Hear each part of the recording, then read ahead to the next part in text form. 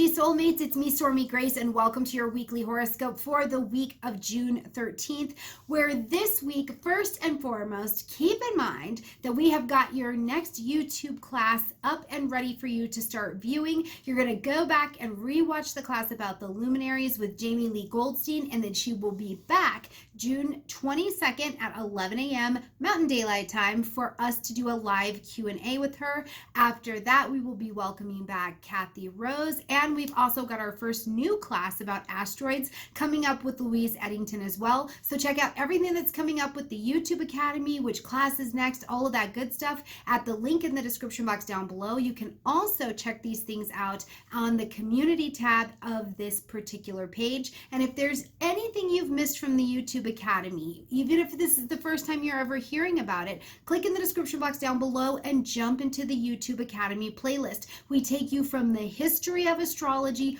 all the way through the basic skills to build you into your practice. So if you are looking to learn, there is information, and there's also information about each of your teachers up and available for you. So take advantage, okay? Also, this week, my beautiful friends, it is a full moon week. So it means energetically, we might have a lot going on. And if you look at this background that's behind me at this particular time, you can see there's even a lot going on over here in the land of Stormie Grace. It's very full moony. Things have come to an end. It's time to change direction, change energy. So be thinking about that even as we're coming into this week, that the full moon's going to shed some light for you to end something, acknowledge something, or make an adjustment. Now, if you want to spend some time going even further into the lunar aspects or any other aspects that are happening throughout the month, remember you can always join me over on the Patreon, or we can stay together right here, which I love just as much. All right, you guys, let's jump into it and see what's happening this month. Now, first of all, as we're coming into the week, I want to note that Mercury is moving back on Monday into the energy of Gemini. So home court advantage, very comfortable, working in its power. It's in domicile, so things could be quick. We could be moving more quickly. You could be getting those phone calls, text messages. I need to make decisions. I'm having lots of conversations. You may just feel the mind, the air, the conversation around you picking up with speed. But what I want to call your attention to is that as Mercury comes back into the energy of Gemini, remember, it's not out of its post-retrograde shadow time yet. It won't be until we get to June 18th, so until we get to the end of the week. So as you've got this busyness going on with Mercury back into this energy of Gemini, I want you to flash back all the way to May 10th of this year, 2022. And this is where we had Mercury start its retrograde in the energy of Gemini. Okay, so you might still be ping pong and making decisions, having conversations, looking back over, finishing projects of things that started at that time. Now you've just got this mercurial energy of it feels like a little bit forward motion to pull you forward. I do think, though, that this week is a great time to think to yourself, okay, where do I need to do these last minute re-edits, revisions, reuniting with somebody? Where do I need to do the last redos of something so that as we get to June 18th, you can be ready to jump forward, okay? Now, when we get to the 14th, we're going to have the full moon in the energy of Sagittarius, 23 degrees. Now, the full moon says that something needs to be ended, acknowledged, or adjusted because we've got all of the light in the sky. So we're really looking at it from a very conscious point, right? And we're aware of what's going on. We can see what's going on. In the energy of Sagittarius, we're talking a lot about our old ideas, old belief structures we had, philosophies that have guided our lives for a very long time. We see this moon having connections to the North Node, to Eris, who's over in Aries, to Saturn, and to Neptune. So one thing to keep in mind with this moon is you may be feeling like, I am ready. Like, I'm done. The path here is done, and I am ready for my next leap forward, and I am ready to just go for it. But then there's this hesitation and this hold back because you're not quite sure if you're making the right decision. You're not quite sure if you have all of the information. Don't freak out. Don't panic. Don't go sideways. Just know the wisdom of your living is yours for the keeping because you've experienced it. If today, if the 14th, the 15th, the 16th is not the day of clarity for your leap, you are not going to miss it. You cannot mess this thing up. So let the light show you what needs to be ended, acknowledged, or adjusted, and then trust your wisdom and your information to move you forward past the old ideas onto the new adventure, okay? When we get to the 15th, we've got Mars in a conjunction to Chiron, who's here in Aries. Now, one of the things that I want to point out is I think when we're dealing with Mars and Chiron in the first place, this is a lot of energy, but it is a lot of energy that is taking action around healing or around tending to our wounds. One of the ways that we can do that is, yes, we're actually getting into the wound of the identity, wound into the Aries portion of your chart, right? That housing area. It can also look like, though, that we get into helping someone else who we know is wounded in the same way that we are. Who do you know around you is struggling in their identity? They forgot their light, or they are going down some delusional path, and you're like, hold on, lovingly, because you trust me, I can say to you, let's look at it from this perspective. Where can you be motivated to tend to the wound? But keep in mind, though, that when we're dealing with Mars energy, you have to do the work, right? Like, you have to do the work. It's asking you to take some kind of action to bring that healing to the table. So whatever it is, this looks like we're being called to the table to be doing a little bit of work, okay? Now, as we continue on through the week, I want to say too, on Tuesday, as we get through that Mars energy, on Wednesday, as we get through that Mars energy, keep in mind that the moon is also traveling through Capricorn. So we're a little bit more grounded. We're out of that Sagittarian vibration, and we're a little bit more grounded, and we want to achieve. We're willing to take on different levels of maturity, of responsibility to tackle the obstacles that are presenting themselves in our path. So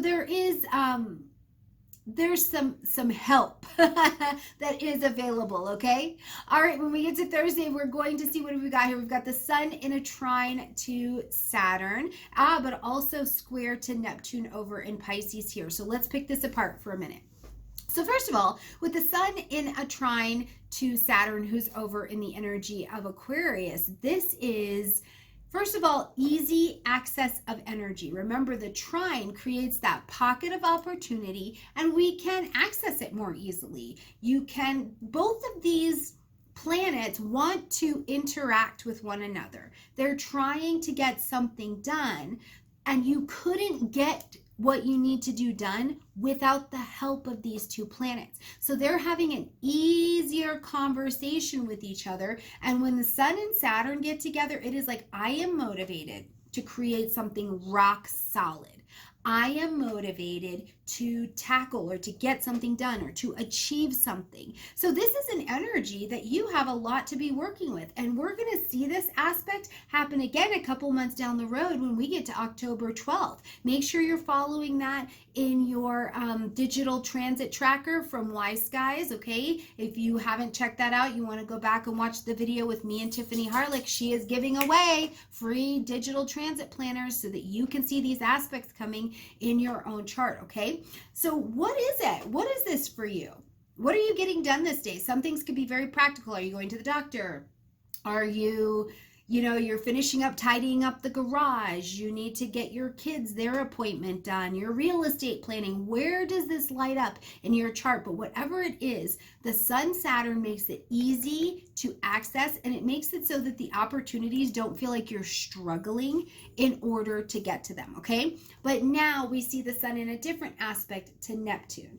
Now, Sun square Neptune is a little bit more challenging. When we're experiencing a square, I like the squares because we really can be under that pressure, and then we need to take actions to get out of the box, right? We need to do something. But typically when we are having a square, we're going to experience a bit of the shadow of the planets that are in square to one another, right? The Sun's moving more quickly to Neptune, so we're going to experience some of that rough shadow of Neptune at first. So what that can look like as we're dancing through this square is, here I am, I'm getting all of my things done, but I'm actually a little bit tired.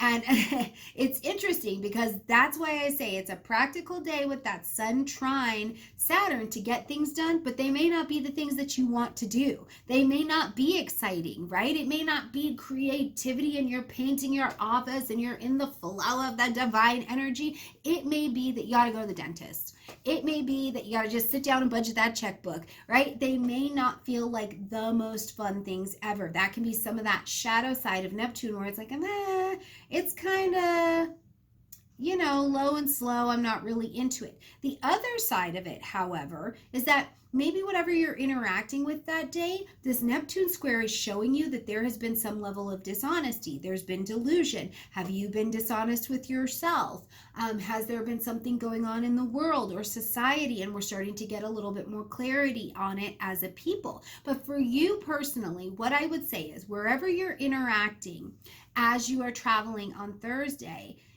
slow and steady wins the race. Slow and steady wins the race, and it also gives you time to uncover, discover, and discard whatever you need to in any given situation to be successful. So keep that in mind as we get to Thursday, okay? We're rolling around to Saturday here. And first of all, we're going to see Venus in a square to Saturn, but then later we're going to see Venus and a sextile to Neptune. So lots going on with Saturn and Neptune this week, right? The structure and the dissolving, the I'm ready to step up to, but then I'm also not quite excited about it. Now, as we see Venus, square to Saturn over here, this can be a time where it feels like your rose-colored glasses are coming off, right? Where what was going on with your money, what was going on with your relationships, in the things that you value or have valued before. And remember, we just had a full moon at the beginning of this week. Is there something about your belief system, your belief structures that is expanded now,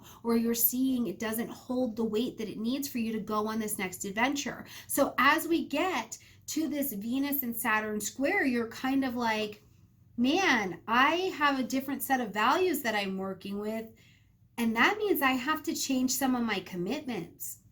I have to change where I'm going to commit my time. Where am I going to learn? Who am I going to study with? How many things can I study at a time? Am I really paying enough attention to my family, or am I so overcommitted over here I don't have time for this? Am I so committed to work I don't have time for pleasure? Like, where are you going to maybe see under this Venus Saturn that those rose-colored glasses get lifted and you're like, I need to become a little bit more self-aware so that I can participate presently in my life. So this is a great energy for that. Now that sextile to Neptune later, while it's not as entirely comfortable for the Sun and Neptune to be dancing in that, with Venus and Neptune dancing together, it's said that they are of similar vibration, and the sextile makes it so there's not only a pocket of opportunity available to us, but that you're intelligently taking action on it. So it's a great energy for trusting your intuition.